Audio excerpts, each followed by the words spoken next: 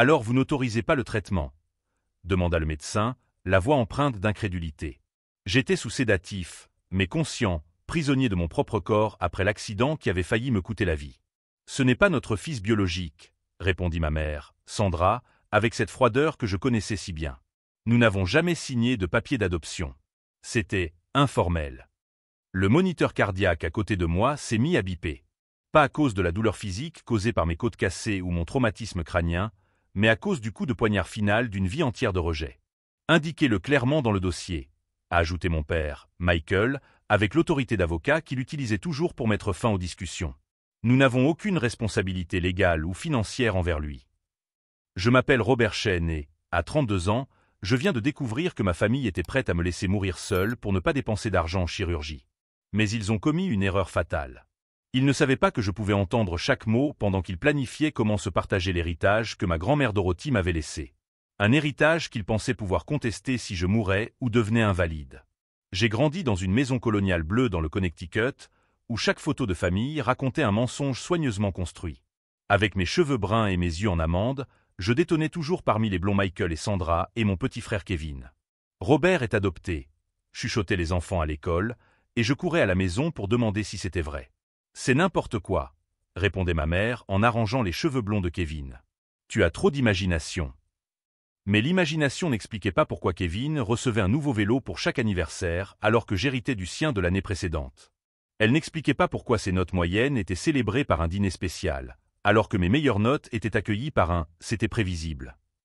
À l'université, lorsque j'ai obtenu mon diplôme d'ingénieur avec mention très bien, ils sont arrivés avec 20 minutes de retard à la cérémonie. Kevin avait un match de football américain au lycée à la même heure. La famille passe avant tout, a dit mon père, comme si je n'en faisais pas partie.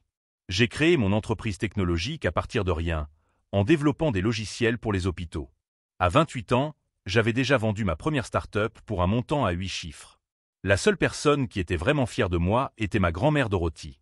Mon petit-fils brillant, disait-elle en me serrant la main avec une force surprenante pour ses 83 ans. Dans son testament, elle m'a laissé sa propriété à Martha S. Vineyard et la majeure partie de ses investissements. Mes parents étaient furieux. C'est injuste. C'était plein Kevin lors du dîner de Thanksgiving, 2 ans auparavant. C'est moi le vrai petit-fils. Kevin a raison, avait répondu papa en découpant la dinde avec précision. Dorothy était sénile à la fin. Ce testament ne reflète pas ses véritables intentions. C'était la dernière fois que je leur avais parlé. Jusqu'au jour de l'accident. Le camion qui a grillé le feu rouge et percuté ma Tesla ne m'a pas laissé le temps de freiner. 3 côtes cassées, un traumatisme crânien, une opération d'urgence. Et mes parents, indiqués comme contact d'urgence, sont arrivés à l'hôpital non pas pour me soutenir, mais pour m'abandonner. À présent, alors que je faisais semblant d'être inconscient, j'ai entendu Sandra murmurer à Michael. S'il meurt, nous pouvons contester le testament en invoquant une influence indue. Et s'il survit avec des lésions cérébrales, a répondu Michael, nous pouvons demander la tutelle et contrôler ses biens. Ils ont sous-estimé 2 choses, ma capacité à entendre chaque mot, et le fait que grand-mère Dorothy m'avait dit, avant de mourir, toute la vérité sur mon adoption. Une vérité qu'ils ont essayé de cacher pendant 3 décennies. Une vérité qui, une fois révélée, détruirait complètement la vie parfaite qu'ils ont construite à mes dépens. Si vous savez ce que c'est que d'être l'éternel outsider de sa propre famille, laissez un like et abonnez-vous, car cette histoire pleine de rebondissements vous montrera que parfois, ce sont les rejetés qui ont le dernier mot. Ce que mes parents ne savaient pas, c'est que j'avais tout préparé pour ce moment précis. 3 jours se sont écoulés depuis que Michael et Sandra ont signé les papiers me retirant de leur filiation légale. 3 jours pendant lesquels j'ai fait semblant d'être inconscient tout en assimilant l'ampleur de leur trahison. Michael Chen, car oui, il avait légalement pris mon nom de famille lorsqu'il avait épousé Sandra, était le genre d'avocat d'affaires qui transformait l'éthique en suggestion. Grand, toujours impeccablement habillé, avec ce sourire calculé qu'il utilisait pour désarmer ses adversaires au tribunal. Nous devons agir vite. L'ai-je entendu dire au téléphone le lendemain matin, sa voix résonnant dans le couloir de l'hôpital. Si Robert se rétablit complètement, notre fenêtre pour contester sa capacité mentale se fermera. Sandra, quant à elle, était l'architecte parfaite de ce plan cruel. Ancienne mannequin qui avait abandonné sa carrière pour devenir l'épouse d'un avocat, elle avait passé les 30 dernières années à perfectionner l'art de la manipulation sociale. Le neurologue a dit qu'il pourrait y avoir des séquelles permanentes, murmura-t-elle à Michael, pensant qu'ils étaient suffisamment loin de ma chambre. Des dommages cognitifs qui justifieraient une tutelle. Il ne se contentait pas de m'abandonner. Il souhaitait activement mon incapacité. L'héritage que grand-mère Dorothy m'avait laissé valait près de 4 millions de dollars. La propriété de Martha S. Vineyard à elle seule était estimée à 2 800 000 dollars. Pour Michael et Sandra, habitués à vivre au-dessus de leurs moyens pour sauver les apparences, c'était assez d'argent pour régler tous leurs problèmes financiers. Des problèmes dont je n'ai découvert l'existence que grâce à une conversation que j'ai entendue entre eux le deuxième jour. Les frais de scolarité de Kevin à la faculté de médecine sont en retard, murmura Sandra en tripotant nerveusement son faux sac Louis Vuitton qu'elle croyait invisible. Et la banque menace de saisir la maison de Hampton. C'est pour ça qu'on a besoin de cet argent, répondit Michael d'un ton sec. Kevin est notre avenir. Notre lignée. Robert a toujours été. Il marqua une pause, cherchant ses mots. Un investissement qui n'a pas porté ses fruits. Un investissement. 32 ans de ma vie résumés à une transaction financière qui n'avait pas répondu aux attentes. Ce qu'il ne savait pas, c'est que grand-mère Dorothy m'avait préparé à ce moment précis. 6 mois avant sa mort, elle m'avait convoqué pour une conversation privée chez elle. Elle était fragile, mais ses yeux brillaient encore de cette intelligence vive dont j'avais hérité. « Robert », m'avait-elle dit en me serrant la main avec une force surprenante, « il y a des choses que tu dois savoir au sujet de ton adoption. Des choses que Michael et Sandra ont essayé d'effacer. » Elle m'a raconté que ma mère biologique, Lin Chen, était l'infirmière privée de grand-père Harold pendant les dernières années de sa vie. Une immigrante chinoise de 22 ans, intelligente et dévouée, qui était tombée enceinte après une brève relation avec un camarade de fac.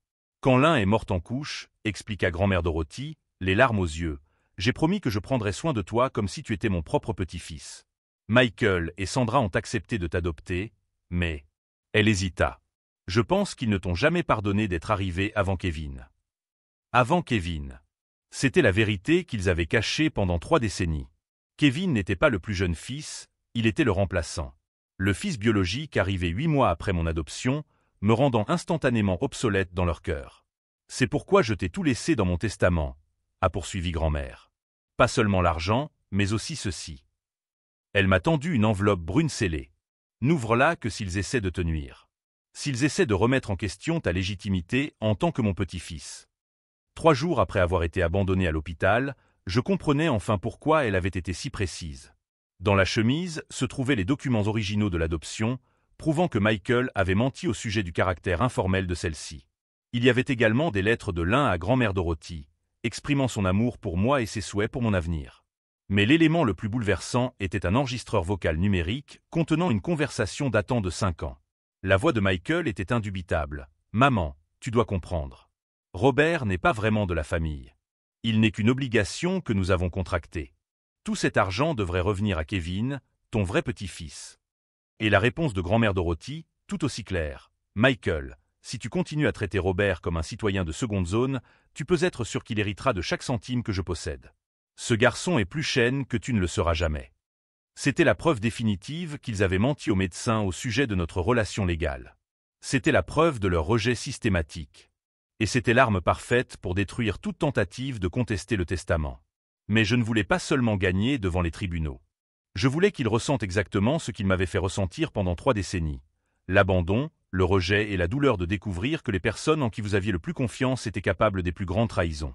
Le 3e jour, dans l'après-midi, Kevin est enfin arrivé. À 28 ans, il était la version jeune de Michael, blond, grand, avec cette confiance arrogante de ceux qui n'ont jamais eu à se battre pour être reconnus. Étudiant en médecine à Harvard, entièrement financé par ses parents, il représentait tout ce qu'ils appréciaient chez un fils. « Comment va-t-il » ai-je entendu Kevin demander à l'infirmière. « Stable, mais il n'a pas encore repris conscience, » répondit-elle. « Vous êtes frère. »« Demi-frère, » corrigea automatiquement Kevin. « Adopté. » Même là, à l'hôpital, il ne pouvait pas m'appeler simplement frère. « C'est triste, » continua Kevin, « mais c'est peut-être mieux ainsi. Robert a toujours été compliqué, trop compétitif. Mes parents ont fait de leur mieux, mais certaines personnes sont tout simplement difficiles à aimer. » Difficile à aimer. À ce moment-là, quelque chose s'est cristallisé en moi. Il ne s'agissait pas seulement d'argent ou d'héritage. Il s'agissait de 32 années passées à être traité comme un étranger dans ma propre famille. Il s'agissait de toutes les fois où je m'étais senti petit, inadéquat, comme si j'essayais toujours de prouver que je méritais d'être là. Il était temps d'arrêter d'essayer de prouver ma valeur à des gens qui ne me considéreraient jamais comme leur égal. Il était temps de leur montrer, ainsi qu'au monde entier, qui était vraiment Robert Chen. Lorsque Kevin est parti, j'ai souri pour la première fois depuis 3 jours. Il pensait m'avoir vaincu, s'être enfin débarrassé du fils à problème qu'il n'avait jamais voulu. Il ne se doutait pas que j'avais enregistré chaque conversation, documenté chaque mensonge et préparé une réponse qui allait changer leur vie à jamais. Ce qu'il ne savait pas à propos du dossier de grand-mère Dorothy, c'est qu'il contenait bien plus que des documents juridiques. Le 4e jour, la situation a considérablement empiré.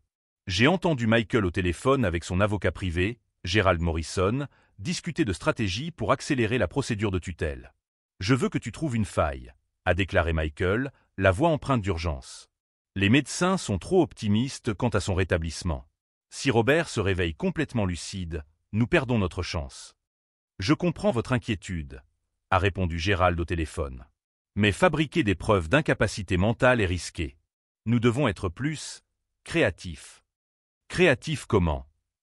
Nous allons remettre en question sa stabilité émotionnelle avant l'accident. Dépression, isolement social, comportement erratique. J'ai des contacts au sein du conseil médical qui peuvent attester que les traumatismes crâniens aggravent les troubles psychiatriques préexistants.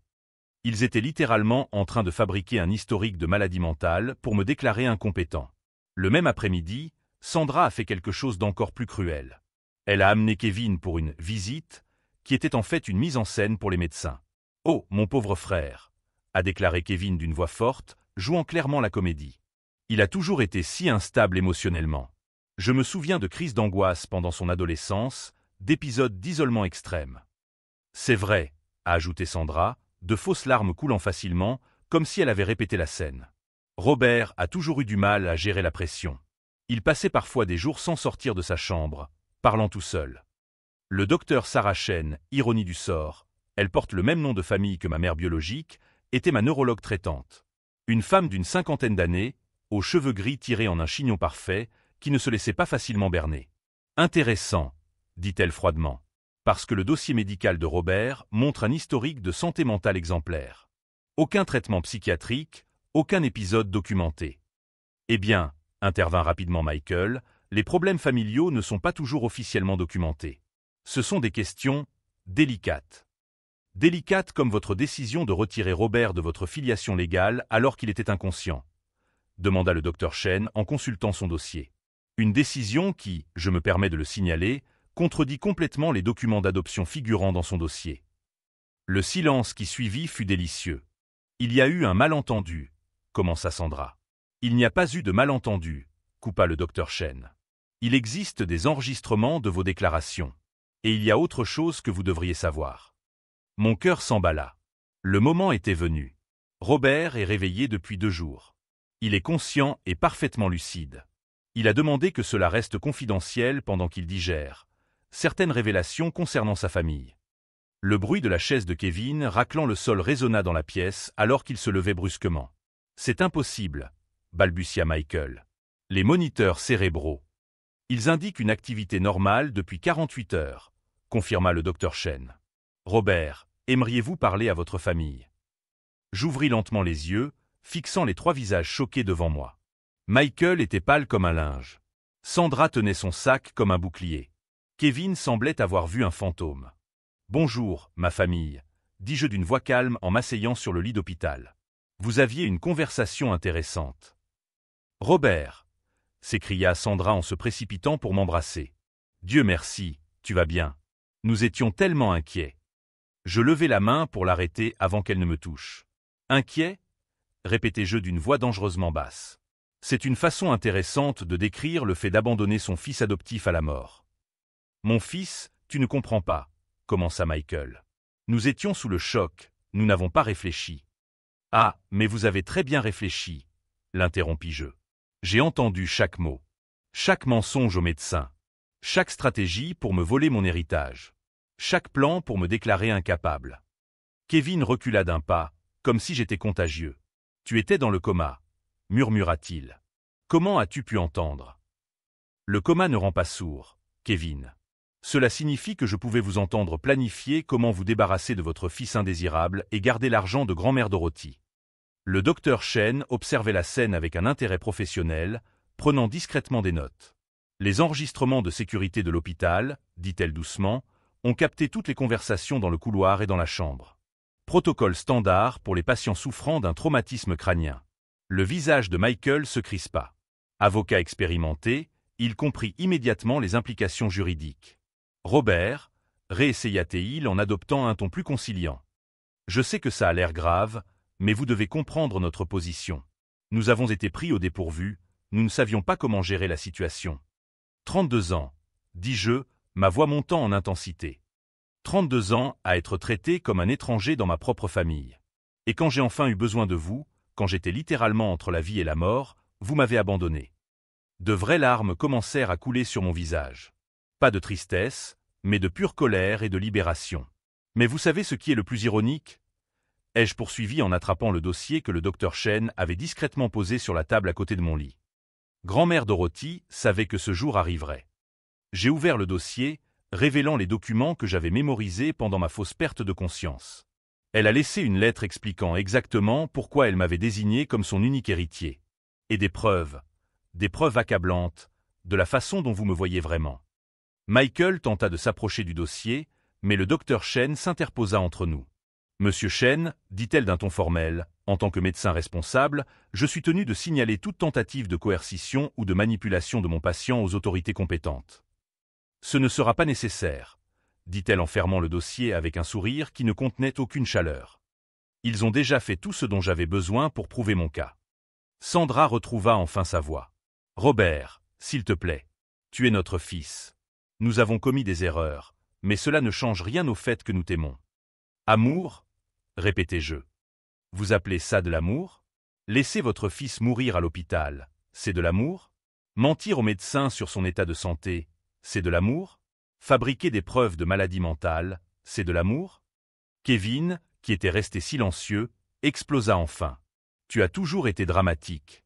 Tu fais toujours une tempête dans un verre d'eau. Papa et maman ont fait de leur mieux avec toi, mais tu n'as jamais été reconnaissant pour quoi que ce soit. Reconnaissant. Je me suis levé du lit, ignorant le vertige. Reconnaissant d'avoir été traité comme un citoyen de seconde zone toute ma vie, reconnaissant d'avoir découvert que mon propre frère me considérait comme difficile à aimer. Kevin pâlit en réalisant que j'avais entendu cette conversation. Et maintenant, continuai-je, vous allez découvrir exactement ce que c'est que d'être abandonné par ceux qui devraient vous protéger. Que veux-tu dire ? Demanda Michael, l'avocat en lui détectant une menace. Je souris. Un sourire que j'avais appris en observant ma mère biologique dans des rêves que je savais désormais être des souvenirs. Je veux dire que grand-mère Dorothy ne m'a pas seulement laissé de l'argent et des biens. Elle m'a laissé des vérités. Des vérités que vous avez passé 3 décennies à essayer de cacher. Robert, murmura Sandra, tu ne nous ferais pas ça. Nous sommes une famille. Une famille ? Répétai-je une dernière fois. Vous l'avez dit vous-même, je ne suis pas votre vrai fils. Vous ne me devez rien. Je pris mon téléphone et composai un numéro que j'avais mémorisé dans le dossier. Allô, James Wright ? C'est Robert Chen. Oui, le Robert Chen. Je suis prêt à mettre en œuvre le plan de grand-mère Dorothy. Pendant que je parlais, j'observais Michael, Sandra et Kevin quitter la pièce dans un silence forcé, sachant que leur présence ici était non seulement indésirable, mais désormais juridiquement compliquée. Le docteur Chen est resté jusqu'à ce que j'ai terminé mon appel. Votre famille, dit-elle d'un air pensif, ils ne savent pas ce qui va se passer, n'est-ce pas ? Ils n'en ont aucune idée, répondis-je. Mais ils le découvriront bientôt. Et quand ils le découvriront, ils comprendront que certaines actions ont des conséquences qui durent bien plus longtemps qu'un moment de cupidité. Ce qu'ils ne savaient pas, c'est que grand-mère Dorothy avait passé les 5 dernières années à documenter chaque mensonge, chaque rejet, chaque moment où il m'avait traité comme un intrus dans ma propre famille. Et maintenant, enfin, le moment était venu d'utiliser ces documents pour ce qu'elle avait toujours appelé la justice éducative. James Wright arriva à l'hôpital le lendemain matin, une figure imposante de 65 ans qui respirait l'autorité. Les cheveux gris parfaitement coiffés, vêtu d'un costume italien impeccable et muni d'un porte-documents en cuir qui semblait coûter plus cher que la voiture de beaucoup de gens. « Robert », dit-il en me serrant la main avec une sincérité authentique. Dorothy m'a toujours dit que ce jour viendrait. Elle m'a fait jurer que je serais prêt. Nous nous sommes assis dans la salle de repos de l'hôpital pendant qu'il ouvrait la mallette et révélait la véritable ampleur du plan de grand-mère Dorothy. Ta grand-mère a passé les 5 dernières années à documenter méticuleusement chacune de ses interactions avec Michael et Sandra, m'expliqua James en étalant des documents sur la table. Elle savait qu'ils finiraient par montrer leur vrai visage. Les preuves étaient accablantes et exhaustives. Il y avait des enregistrements audio de dîners de famille où Michael et Sandra faisaient des commentaires désobligeants sur mes origines. Des photos de correspondance juridique où ils tentaient de remettre en question la légitimité de mon adoption il y a des années. Même des reçus de consultation avec des généalogistes privés, essayant de prouver que je n'avais pas droit au nom de famille Chen. Mais la pièce maîtresse, dit James en sortant une clé USB dorée, ce sont les enregistrements que Dorothy a fait lors de la réunion de famille de Noël 2021. Il connecta l'appareil à sa tablette et lança la lecture. La voix de Michael était cristalline. « Maman, tu dois arrêter de traiter Robert comme ton vrai petit-fils. Il n'est pas de ton sang. Tout cet argent devrait aller à Kevin, qui porte vraiment tes gènes. » Et Sandra, tout aussi clair. « Robert a toujours été un projet caritatif que nous avons pris en charge. Maintenant que Kevin est grand, nous n'avons plus l'obligation de faire semblant qu'ils sont égaux. » La réponse de grand-mère Dorothy m'a fait sourire à travers mes larmes. Si vous continuez à traiter ce garçon comme un citoyen de seconde zone, vous pouvez être sûr qu'il héritera de chaque centime que je possède. Robert est plus Chen que vous ne le serez jamais. Au cours des 3 jours suivants, toujours à l'hôpital, James et moi avons élaboré notre stratégie. La première étape consistait à mettre en place une surveillance juridique complète. Nous avons engagé un détective privé et installé des caméras de sécurité discrètes dans la maison de Martha S. Vineyard, avec transmission en direct sur mon téléphone. Ils vont essayer d'entrer dans la propriété, a prédit James avec précision. Les gens désespérés pour de l'argent commettent toujours les mêmes erreurs. Il avait raison. Le 2e jour après ma sortie de l'hôpital, j'ai reçu la première alerte des caméras de sécurité. Michael et Kevin essayaient de forcer la porte arrière de la maison de grand-mère Dorothy, pensant manifestement que j'étais toujours hospitalisé. Il doit y avoir quelque chose ici qui prouve qu'elle était sénile quand elle a rédigé son testament, ai-je entendu Michael dire à travers l'audio des caméras. Des médicaments, des dossiers médicaux, n'importe quoi qui puisse nous servir. Papa, a chuchoté Kevin, ce n'est pas techniquement une intrusion? C'est notre famille, a répondu Michael d'un ton sec. Et puis, qui va nous poursuivre? Robert est dans un état végétatif à l'hôpital. Pendant cette période de préparation, Michael et Sandra ont considérablement intensifié leurs efforts pour me discréditer. Ils ont répandu des rumeurs dans nos cercles sociaux selon lesquelles j'avais subi des lésions cérébrales permanentes dans l'accident. Sandra a appelé 3 de mes plus gros clients, feignant de s'inquiéter, mais semant en réalité le doute sur ma capacité à diriger mon entreprise. Michael a été encore plus direct. Il a contacté le conseil d'administration de l'hôpital où je faisais des dons annuels, suggérant que mon état mental compromis signifiait que les dons futurs devaient être remis en question. C'est comme s'ils essayaient d'effacer ton existence, a fait remarquer James après avoir répertorié leur 12e tentative de saboter ma réputation professionnelle. Si vous suivez cette histoire de trahison familiale et de planification stratégique, n'oubliez pas de vous abonner à la chaîne, car la riposte que je prépare va redéfinir complètement le sens de la justice poétique. C'est pendant cette période que j'ai commencé à mettre en place de petits tests. J'ai laissé entendre à mon associé David que j'envisageais de créer une fondation avec l'héritage de grand-mère Dorothy. Sandra s'est immédiatement présentée à mon appartement, feignant une réconciliation émotionnelle. « Robert, mon chéri », a-t-elle dit, de fausses larmes coulant avec une facilité bien répétée, « je sais que les choses ont été difficiles à l'hôpital, mais nous sommes une famille. Nous serons toujours une famille. » J'ai enregistré toute la conversation. Chacun de leurs gestes confirmait le schéma que grand-mère Dorothy avait prévu. Ils ne se rapprochaient que lorsqu'il y avait de l'argent en jeu. La dernière étape consistait en ce que James appelait « le moment du choix ». « Tu peux régler ça discrètement », m'expliqua-t-il lors de notre dernière réunion de préparation. Procédure judiciaire privée, accord confidentiel. Ou tu peux rendre tout ça public. Complètement public. J'ai regardé tous les documents éparpillés sur la table. 3 décennies de rejet, 2 mois de sabotage actif et une tentative délibérée de me laisser mourir à l'hôpital. Public, ai-je dit sans hésiter. Totalement public. James a souri.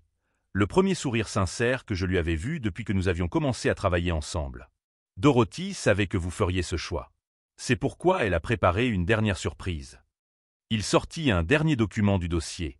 Demain, cela fera 3 ans que votre grand-père Harold est décédé.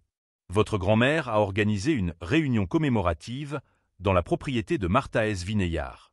Michael et Sandra ont déjà confirmé leur présence, pensant que c'est l'occasion de faire pression sur vous au sujet de l'héritage. Et c'est le cas? C'est un piège. Le piège le plus élaboré que Dorothy ait jamais conçu. À ce moment-là, alors qu'il tenait l'invitation commémorative écrite de la main élégante de grand-mère Dorothy, il sut qu'il avait atteint le point de non-retour. Demain, Michael, Sandra et Kevin découvriraient qu'ils avaient commis la plus grande erreur de leur vie en sous-estimant Robert Chen. Et quand ils le découvriraient, il serait trop tard pour limiter les dégâts. La propriété de grand-mère Dorothy à Marthaes-Vineyard était exactement comme dans mes souvenirs. Une majestueuse maison victorienne blanche avec de grandes vérandas, entourée de jardins parfaitement entretenus qui donnaient sur l'océan. C'était le cadre idéal pour ce qui allait se passer.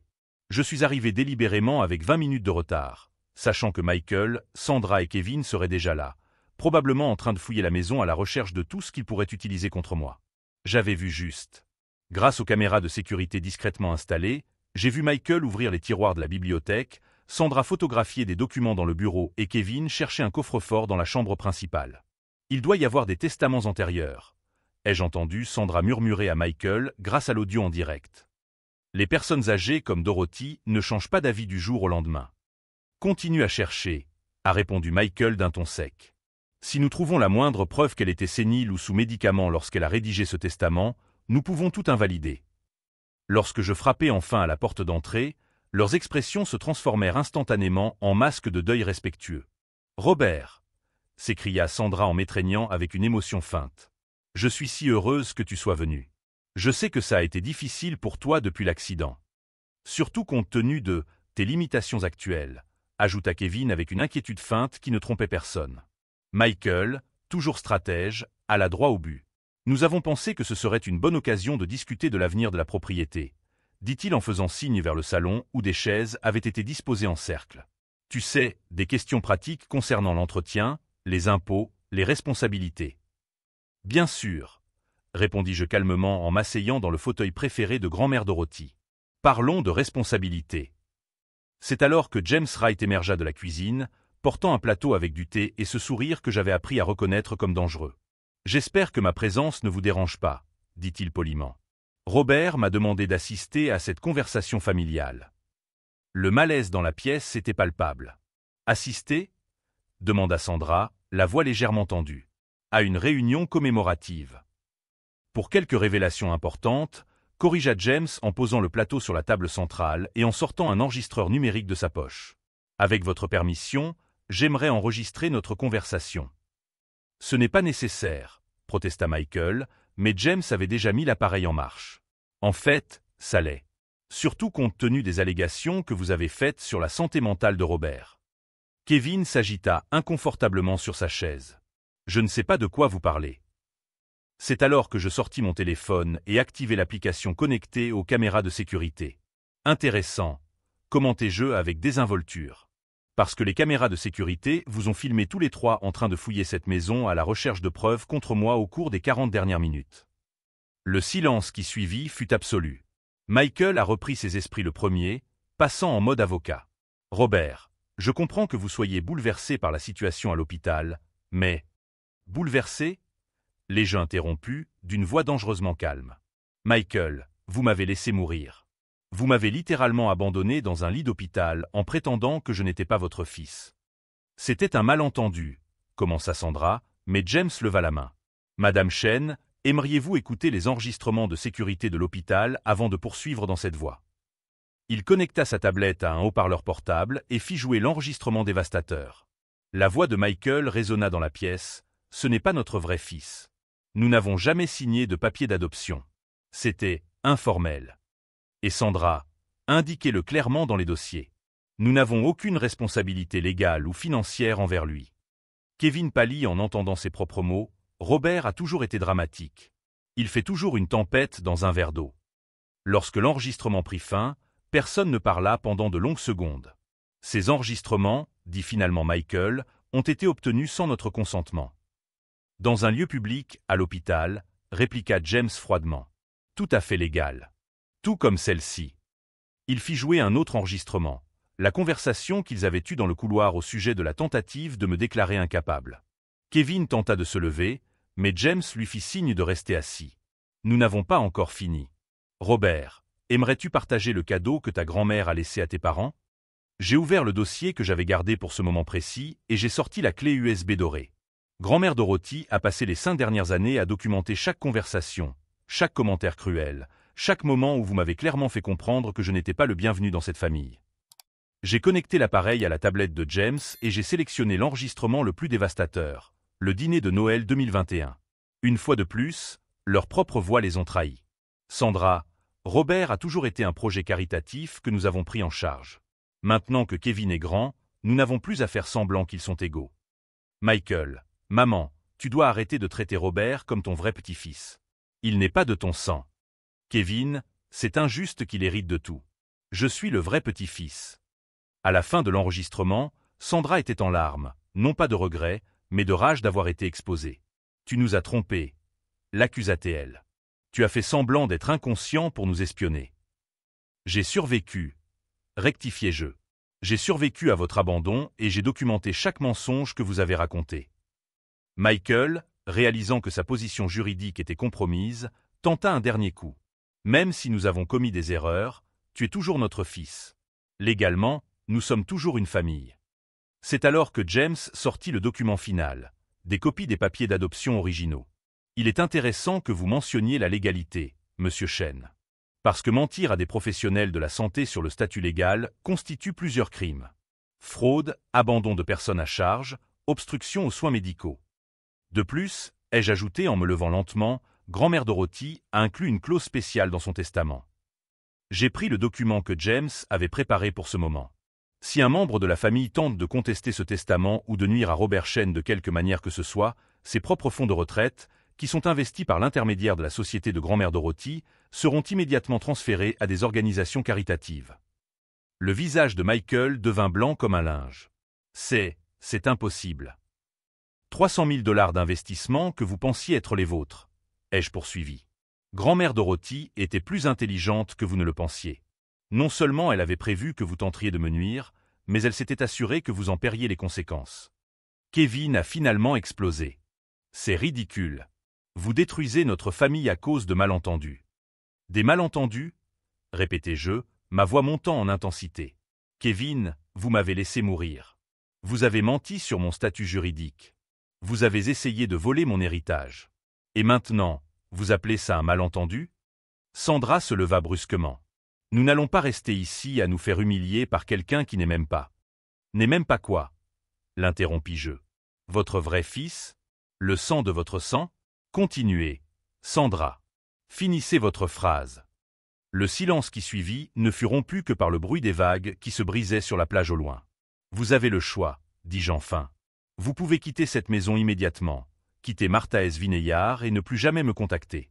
Ou je peux rendre ces enregistrements publics et vous poursuivre pour tous les crimes que vous avez commis. Et notre retraite ? Demanda Michael, la voix brisée. Considérez cela comme des frais pour ce cours intensif sur les conséquences. James ferma son dossier avec un bruit sec. Je pense que cette réunion commémorative est terminée. Alors qu'il partait en silence, Sandra se retourna une dernière fois. Robert, tu vas le regretter. Non, répondis-je calmement. C'est vous qui allez le regretter. Lorsque leur voiture disparut sur la route de gravier, James et moi restâmes sur la terrasse à regarder l'océan. Comment vous sentez-vous ? Demanda-t-il. Je réfléchis longuement à la question. Libre, répondis-je finalement. Pour la première fois en 32 ans, complètement libre. Mais l'histoire n'était pas encore terminée. Ce qu'ils ne savaient pas, c'est que les enregistrements étaient déjà en cours d'analyse par le ministère public. Et le prix réel de leurs actes ne faisait que commencer. 3 mois après la réunion à Martha S. Vineyard, les conséquences finales de la révélation de Michael, Sandra et Kevin ont frappé comme un ouragan dévastateur. Les enregistrements que James et moi avions recueillis ne sont pas restés entre nos mains. Le ministère public du Massachusetts a ouvert une enquête officielle pour abandon de personnes dépendantes et fraude médicale. L'enregistrement audio de l'hôpital où ils avaient menti sur mon statut juridique est devenu une preuve criminelle irréfutable. Michael a perdu son droit d'exercer le droit pendant 6 mois et a été condamné à une amende de 50 000 $. Son cabinet, qui dépendait de sa réputation dans les affaires de droit familial, a perdu d'importants contrats lorsque ses clients ont découvert qu'il avait abandonné son propre fils adoptif à l'hôpital. Sandra, qui avait toujours été fière de son statut social, s'est retrouvée exclue des cercles élitistes du Connecticut. Les épouses des membres du club de loisirs où elle passait ses après-midi ne voulaient plus avoir affaire à quelqu'un capable d'abandonner un enfant à la mort. Kevin a dû abandonner ses études de médecine lorsque les fonds familiaux se sont taris. Sans l'argent de ses parents et avec des dettes d'études qui s'accumulaient, il a été contraint d'accepter un emploi de technicien en radiologie, un poste qu'il avait toujours considéré, ironiquement, comme inférieur à son statut de futur médecin. Mais la justice la plus poétique est venue d'une source inattendue. Le docteur Chen, ma neurologue, avait été tellement indignée par leur comportement qu'elle avait soumis le cas à un article dans une revue médicale sur l'éthique familiale dans les situations de crise. L'étude, intitulée « Abandon médical pour des raisons financières », une étude de cas, a été publiée et largement diffusée dans la communauté médicale. Kevin a découvert l'article lorsqu'il a tenté de postuler à un programme de résidence l'année suivante. Tous les hôpitaux où il a postulé avaient lu l'étude. Aucun ne l'a accepté. Nous ne pouvons pas former quelqu'un issu d'une famille qui considère acceptable d'abandonner des patients pour des raisons financières, m'a confié un directeur de programme lors d'une consultation médicale de routine. L'ironie était délicieuse. Kevin avait perdu sa carrière médicale à cause des actions de ses propres parents à mon égard. Pendant ce temps, ma vie a pris une direction complètement inattendue. La propriété de Grand-Mère Dorothy à Marthaes-Vineyard est devenue mon refuge. J'ai transformé une partie de la maison en bureau, où je gérais mon entreprise technologique avec vue sur l'océan Atlantique. La tranquillité des lieux m'a permis de me concentrer sur des projets qui comptaient vraiment, plutôt que de simplement générer des profits. J'ai développé une application gratuite pour les familles adoptives, mettant en relation des parents et des enfants qui avaient perdu contact en raison de circonstances familiales toxiques. L'application a été téléchargée plus de 100 000 fois au cours de la première année, créant une communauté de soutien pour les personnes qui, comme moi, avaient été rejetées par des familles qui auraient dû les protéger. James Wright est devenu plus que mon avocat. Il est devenu le mentor et la figure paternelle que je n'avais jamais eue. Nous déjeunions ensemble tous les vendredis, discutant non seulement de questions juridiques, mais aussi de philosophie, de littérature et des défis liés à la construction d'une vie authentique après un traumatisme familial. Dorothy serait fière, m'a-t-il dit lors d'un de ces déjeuners, 6 mois après l'exposition. Elle a toujours su que tu utiliserais cette expérience pour quelque chose de plus grand que la vengeance personnelle. Le docteur Sarah Chen, qui porte ironiquement le même nom de famille que ma mère biologique, est devenue une amie proche. Elle m'a aidé à créer un fonds de bourse pour les étudiants en médecine orphelins ou adoptés, garantissant ainsi aux jeunes en situation de vulnérabilité le soutien financier dont je n'ai jamais bénéficié. Tu as transformé un traumatisme en objectif, m'a-t-elle fait remarquer alors que nous examinions les candidatures de la première promotion de boursiers. C'est la forme la plus pure de guérison. Mais le changement le plus significatif a été personnel. Pour la première fois de ma vie d'adulte, j'ai cessé d'essayer de prouver ma valeur à des personnes qui ne me considéreraient jamais comme suffisante. J'ai arrêté de travailler 16 heures par jour pour impressionner des figures paternelles absentes. J'ai commencé à investir dans des relations authentiques, dans des loisirs qui me procuraient de la joie, dans des expériences qui enrichissaient mon âme plutôt que mon CV. J'ai rencontré Elena lors d'une conférence sur les technologies à Boston. Elle était cardiologue pédiatrique, fille d'immigrants, et comprenait parfaitement la pression liée à la construction de son identité lorsque ses origines sont remises en question par les autres. Notre première conversation a duré 4 heures, entre discussions sur les technologies médicales et récits familiaux complexes. Tu ne sembles pas avoir traversé une bataille juridique dévastatrice, m'a-t-elle fait remarquer lors de notre 3e rencontre. Ce n'était pas une bataille, ai-je corrigé. C'était un processus de libération. 6 mois après avoir rencontré Elena, elle a déménagé à Marthaes-Vineyard. Elle travaillait à distance 3 jours par semaine et se rendait à Boston en voiture les 2 autres jours pour opérer. Notre maison est devenue un havre de paix où 2 survivants de familles dysfonctionnelles construisaient ensemble quelque chose de nouveau et de sain. 1 an après l'exposition, j'ai reçu une lettre inattendue. Elle était de Kevin. « Robert », écrivait-il d'une écriture tremblante, « je sais que je n'ai pas le droit de demander pardon après tout ce que nous avons fait. Mais j'ai besoin que tu saches que passer cette année à voir les conséquences de nos actes m'a fait comprendre, pour la première fois, ce que nous t'avons vraiment fait subir toute ta vie. » La lettre continuait sur 3 pages, détaillant sa compréhension progressive de la façon dont il avait bénéficié de mon traitement de citoyen de seconde zone. Comment il avait accepté sans broncher les privilèges qui m'étaient refusés. Comment il avait perpétué le discours selon lequel j'étais difficile à aimer, parce que cela justifiait sa position privilégiée. « Je n'attends pas ton pardon », concluait la lettre. Je voulais juste que tu saches que j'ai enfin compris. Et que je passerai le reste de ma vie à essayer d'être le genre de personne qui mérite de t'avoir comme frère. J'ai gardé la lettre sans y répondre. Non par cruauté, mais parce que je savais que Kevin avait besoin de faire le point sur ses actes indépendamment de mon approbation. Le pardon, quand il viendrait, serait pour ma propre paix, pas pour son soulagement. Michael et Sandra ne m'ont jamais contacté directement. Par l'intermédiaire d'amis communs, j'ai appris qu'ils avaient déménagé dans une petite ville de Floride où personne ne connaissait leur histoire. Michael avait trouvé un emploi de conseiller juridique dans un petit cabinet gagnant une fraction de ce qu'il gagnait auparavant. Sandra avait accepté un emploi à temps partiel comme secrétaire chez un dentiste. La propriété de Hampton, dont ils étaient si fiers, a été saisie par la banque. Le style de vie luxueux qu'ils menaient aux dépens des apparences s'est complètement effondré. Mais le changement le plus profond s'est produit dans ma façon de voir la famille. Elena et moi avons commencé à organiser des dîners hebdomadaires pour de jeunes professionnels du secteur médical et technologique qui, comme nous, avaient grandi en se sentant étrangers dans leur famille d'origine. Notre table est devenue un lieu où les gens partageaient leurs victoires, leurs défis et leurs rêves sans jugement ni compétition. Vous avez créé le genre de famille que vous avez toujours voulu avoir, a fait remarquer Marcus, l'un des jeunes médecins résidents qui fréquentaient nos dîners, lors d'une soirée particulièrement mémorable. Il avait raison. Sans nous en rendre compte, Elena et moi avions construit la famille que j'avais toujours souhaitée, fondée sur le soutien mutuel, la célébration sincère des succès et une présence constante dans les moments difficiles. À l'occasion du 2e anniversaire de ma sortie de l'hôpital, j'ai organisé une fête pour exprimer ma gratitude. J'ai invité le docteur Sarah Chen, James Wright, Emily Davis, l'infirmière qui m'avait soutenu lorsque ma famille m'avait abandonné, et tous les jeunes professionnels qui étaient devenus notre famille de cœur.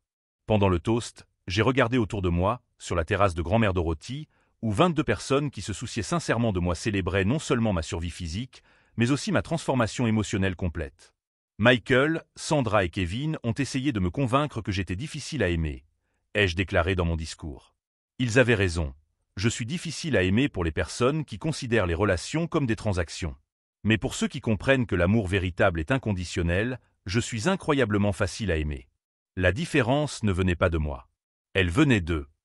La réponse la plus puissante à 3 décennies de rejet n'a pas été une vengeance élaborée ou une humiliation publique. Elle a consisté à construire une vie si riche en relations authentiques que leur absence est devenue insignifiante. Si vous vous êtes déjà senti rejeté par votre propre famille, sachez que vous n'êtes pas seul. Parfois, les personnes qui devraient nous protéger sont celles qui nous font le plus de mal. Mais sachez aussi que vous pouvez construire la famille que vous méritez, une famille qui vous choisit chaque jour. Si cette histoire de dépassement de soi et de recherche de sa place dans le monde vous a touché, abonnez-vous à la chaîne pour découvrir d'autres histoires de personnes qui ont transformé le rejet familial en force personnelle.